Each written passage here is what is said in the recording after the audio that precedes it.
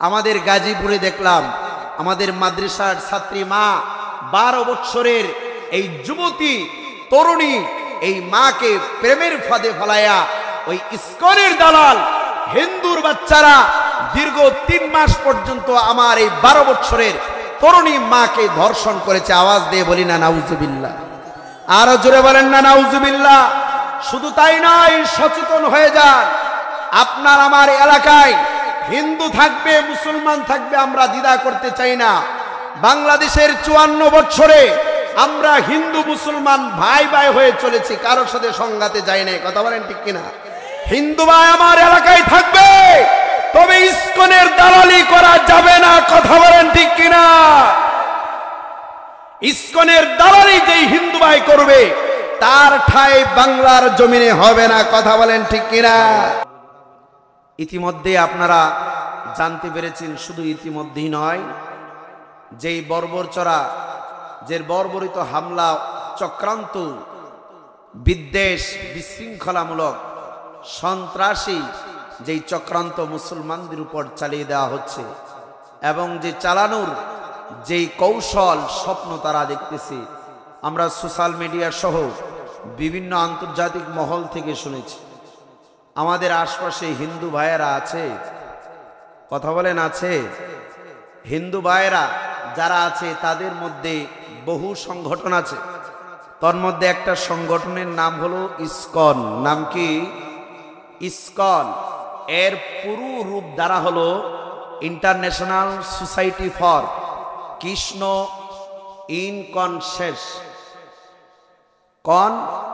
ইনকনসেস।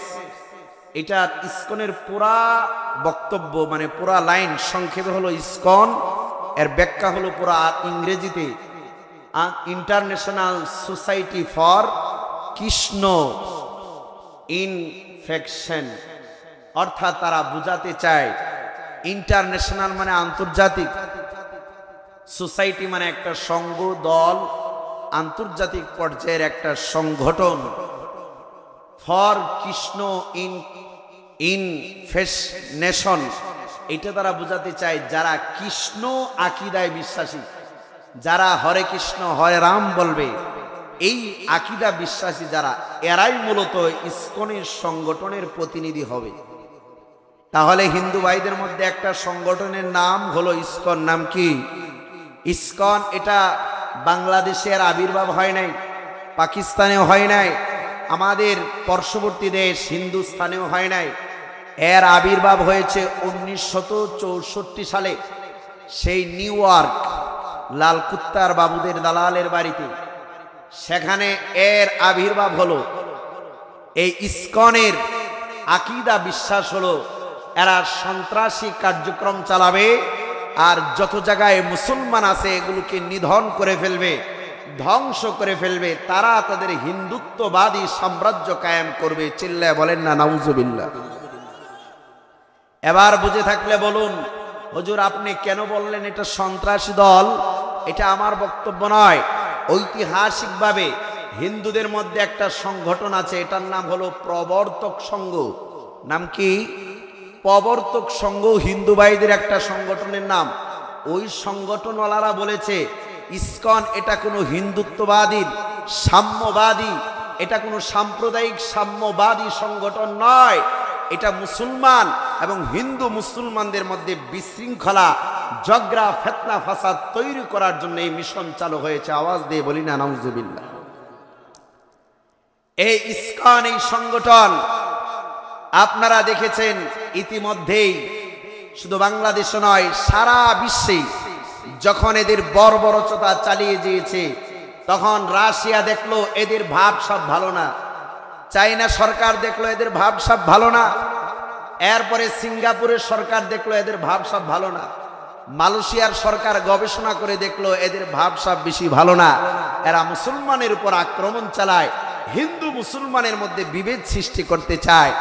আরব আমিরাতের সরকার মহোদয়রা দেখলো এই ইসকনের উদ্দেশ্য ভালো না, মুসলিম নিধন হলো এদের উদ্দেশ্য। এই জন্য আরব আমিরাত, মালয়েশিয়া, রাশিয়া, চাইনার মতো দেশ, মালয়েশিয়ার মতো দেশ এদেরকে নিষিদ্ধ সংগঠন হিসাবে ঘোষণা দিয়েছে। বলি না সুবহানাল্লাহ। কিন্তু আমি বলতে চাই, আমাদের সরকারের কর্ণকহরে ওই বিগত ফেসির সরকার যারা কুলে পড়ে আলু ভর্তা দুধ খাইয়ে যাদেরকে লালন পালন করেছে, মিষ্টি মিষ্টি কথা বলে যাদেরকে লালন পালন করেছে, আজকে তারা মাথা চারা দিয়ে উঠেছে। আপনি জানেন না, এই বাংলাদেশের 2022 সালের গণশুমারি খুঁজে দেখেন, সেখানে পাওয়া গেল হিন্দু ভাইরা বাংলাদেশে 7.95% তাদের জনসংখ্যা। বুঝে থাকলে বলুন, বাংলাদেশে হিন্দু ভাইদের জনসংখ্যা কত? 7.95%। অথচ আপনি সরকারি লেভেলে স্কুল, কলেজ, ভার্সিটি বড় বড় উচ্চ পদস্থ কর্মকর্তা খুঁজে দেখেন, প্রায় 35% হিন্দুরা দখল করে রেখেছে। বলি না নাউজুবিল্লাহ। আমার ভাইয়ারা, মুসলমানদের এই দেশে দুঃখ রাখবো কোথায়? যেখানে 35%, 99% মুসলমানের দেশে 35% হিন্দু দখল করে নিয়েছে। আজকে প্রতিটা সেক্টর উচ্চ পর্যায়ে বিগত ফেসি সরকার এমন ভাবে সে চাপিয়ে দিয়েছে, প্রতিটা বড় বড় স্টেশনে, বড় বড় জায়গায়, উচ্চ পদস্থ জায়গায় হিন্দুদেরকে, ইসকনের দালালদেরকে বসিয়ে রেখেছে। বলি না নাউজুবিল্লাহ। আমার ভাইয়ারা, এই ইসকন শুধু সরকারি চেয়ারে বসে থাকে না, এতটুকু সীমাবদ্ধ নয়। আপনি তাকে দেখেন সেই ফরিদপুরের মধুখালীতে আমার হিন্দু যুবক ভাইদেরকে মিথ্যা তুহমত দিয়ে হিন্দু মন্দিরে 11 জন যুবককে নিয়ে 3 জনকে এত উপর্যুপরি হামলা করেছে, 3 জন জায়গায় মন্দিরে হত্যা হয়েছে। বলি না নাউজুবিল্লাহ। অথচ সম্পূর্ণ মিথ্যা তুহমত দেওয়া হয়েছিল।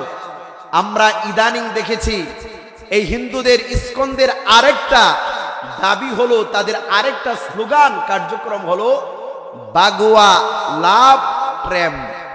বলুন, বাগুয়া লাভ প্রেম। কথা বলেন, বাগুয়া লাভ প্রেম।